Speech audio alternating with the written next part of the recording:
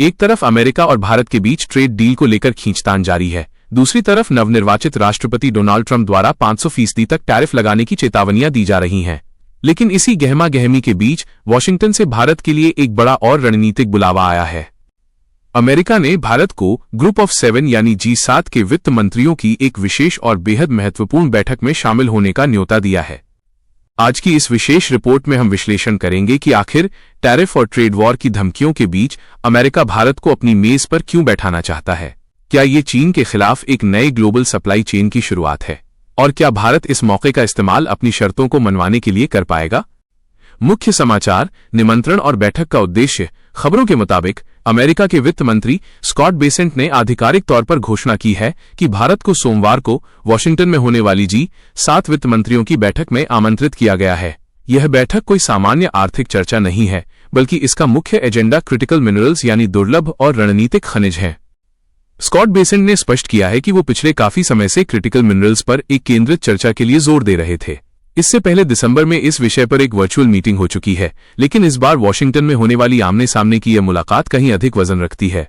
इस बैठक में G7 देशों के साथ साथ ऑस्ट्रेलिया और कुछ अन्य चुनिंदा गैर G7 देशों को भी बुलाया गया है, जिनमें भारत की उपस्थिति सबसे महत्वपूर्ण मानी जा रही है।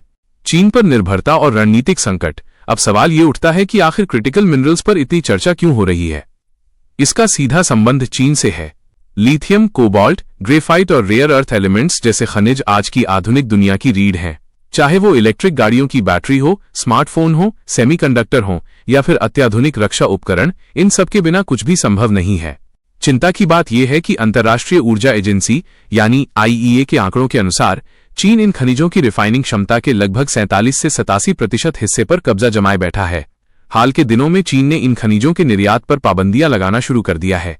हालिया रिपोर्ट्स बताती हैं कि चीन ने जापान को दिए जाने वाले रेयर अर्थ और मैग्नेट के एक्सपोर्ट पर रोक लगाई है।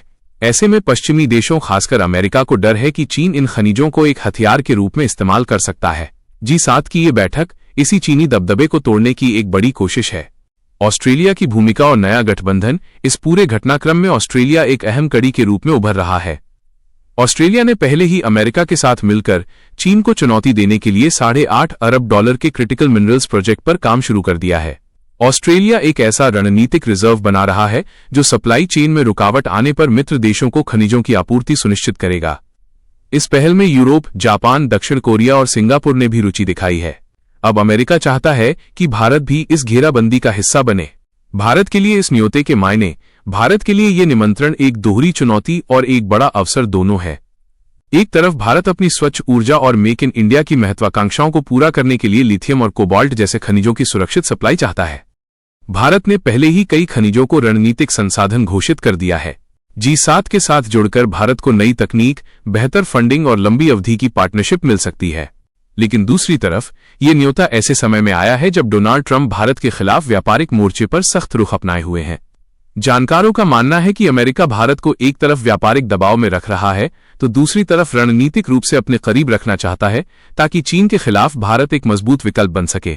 चुनौतियां और सवाल। हालांकि स्कॉट बेसेंट ने यह भी कहा है कि फिलहाल ये स्पष्ट नहीं है कि नई दिल्ली ने अपनी भागीदारी की पुष्टि की है या नहीं। भारत बहुत फूंक फूंक कर कदम रख रहा है। भारत की नीति हमेशा से ही स्वायत्त रही है। क्या भारत G7 के इस विशेष ब्लॉक में शामिल होकर चीन के साथ अपने रिश्तों को और जटिल बनाएगा, या फिर वो इस मंच का इस्तेमाल अमेरिका से ट्रेड और टैरिफ के मामले में रियायतें पाने के लिए करेगा। स्कॉट बेसेंट का एक और बयान गौर करने वाला है। उन्होंने कहा कि चीन अभी भी अमेरिका को सोयाबीन बेच रहा है और कुछ जरूरी खनिजों की सप्लाई जारी है। यानी एक तरफ टकराव है और दूसरी तरफ मजबूरी की निर्भरता। इसी जटिल जाल के बीच भारत को अपना रास्ता तलाशना है। निष्कर्ष, सोमवार को वॉशिंगटन में होने वाली ये बैठक केवल वित्त मंत्रियों की मुलाकात नहीं होगी, बल्कि ये आने वाले दशकों की वैश्विक अर्थव्यवस्था और सप्लाई चेन की दिशा तय करेगी। भारत को G7 की मेज पर जगह मिलना इस बात का प्रमाण है कि दुनिया अब भारत के बिना अपनी सुरक्षा और आर्थिक भविष्य की कल्पना नहीं कर सकती। क्या भारत अपनी बढ़ती हुई इस वैश्विक ताकत का इस्तेमाल अमेरिका के साथ जारी ट्रेड विवाद को सुलझाने में कर पाएगा?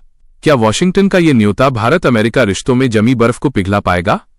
इन सब पर हमारी नजर बनी रहेगी।